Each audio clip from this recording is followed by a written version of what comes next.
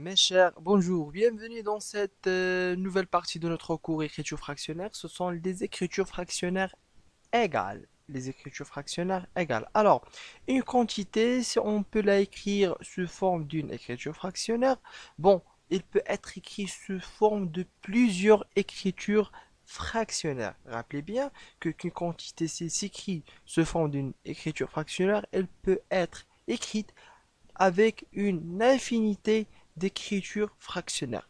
Comment ça? On va voir. Donc, je vais lancer la règle. Alors, si on multiplie ou on divise le numérateur et le dénominateur, rappelez bien, si on multiplie ou on divise le numérateur et le dénominateur d'une écriture fractionnaire par un nombre non nul. Voilà, l'écriture fractionnaire ne change pas, la quantité ne change pas. Sûrement, les nombres qui sont en numérateur et en dénominateur se changent, mais la quantité en général ne change pas. Alors, A et B des nombres non nuls. Alors, lorsque je parle de l'écriture fractionnaire A sur B est égal sûrement à A fois K sur B fois K. Et lorsque je parle de A sur B d'un autre côté est égal sûrement A divisé par K et B divisé par K, sachant que le K est un nombre qui est non nul. Bon, donc, c'est un petit peu abstrait, c'est un petit peu compliqué. Mais on va passer maintenant au tableau pour bien expliciter la tâche. Alors, lorsque je parle de A sur B est égal à A fois K sur B fois K. C'est-à-dire que si j'ai une écriture fractionnaire A sur B, je peux, je peux multiplier le numérateur et le dénominateur par le même nombre et la quantité reste la même. Par exemple, si on veut parler de 1 sur 2, ça marche? Est égal à combien? Est égal à 1 fois 3 sur 2 fois 3. Ça marche? Est égal aussi à 1 fois 4 sur 2 fois 4. Le fait de multiplier le numérateur et le dénominateur fois le même nombre qui est non nul, hein, le même nombre non nul, elle garde la même quantité.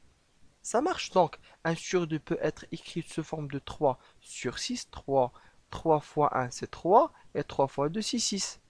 Ou bien c'est 4 sur 8. Alors le 1 sur 2 est égal à 3 sur 6 est égal à 4 sur 8.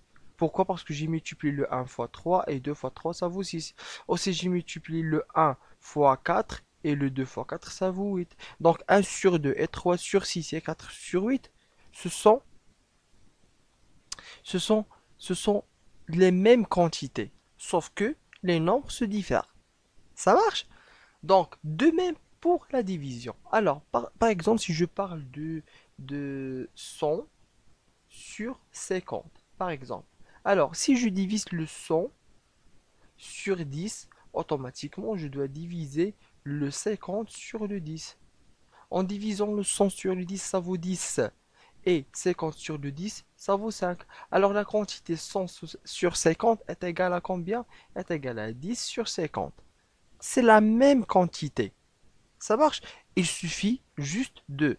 Si tu divises le numérateur par un nombre non nul, tu dois aussi diviser le dénominateur avec ce nombre-là pour garder la même quantité. C'est aussi pour la multiplication, c'est ce qu'on vient de voir, tout simplement.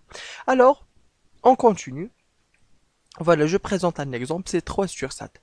Alors, si je multiplie le 3 fois 2, aussi 7 fois 2, ça vaut 6 sur 4. Alors que le 3 sur 7 et 6 sur 14, c'est la même quantité. Qu'est-ce qu'on a fait? Juste, on a multiplié le numérateur et le dénominateur fois le nombre 2. Ça marche? Et on a transformé le 3 sur 7 à 6 sur 14, mais 3 sur 7 est égal à 6 sur 14. Pourquoi? Parce qu'on a multiplié le numérateur et le dénominateur avec le même nombre non nul, tout simplement. Ça marche? De même pour la division. 630 sur 140. Si on divise le 600 sur 10, aussi le dénominateur 140 par 10, on aura 63 divisé par 14. Alors que 630 et 140 est égal à 63 sur 14. C'est la même quantité. Pourquoi? Parce qu'on a divisé le numérateur et le dénominateur avec le même nombre non nul. Donc, en général, une écriture fractionnaire peut se présenter sous plusieurs formes. Ça marche. Et la relation entre ces formes, c'est la multiplication ou bien la division avec le même nombre dans le numérateur et le dénominateur. C'est ce qu'on vient de voir dans les exemples.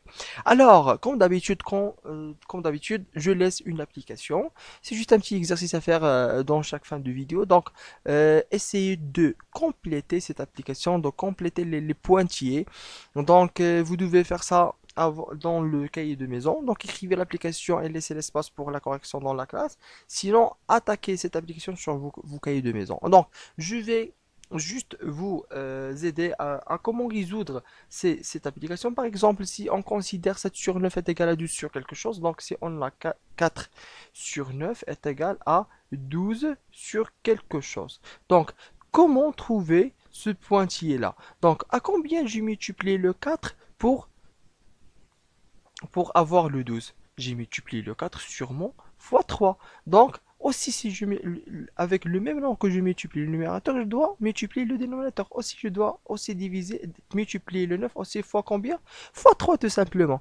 Alors que 9 fois 3 c'est 27, etc. Et je continue comme ça pour chercher les pointillés.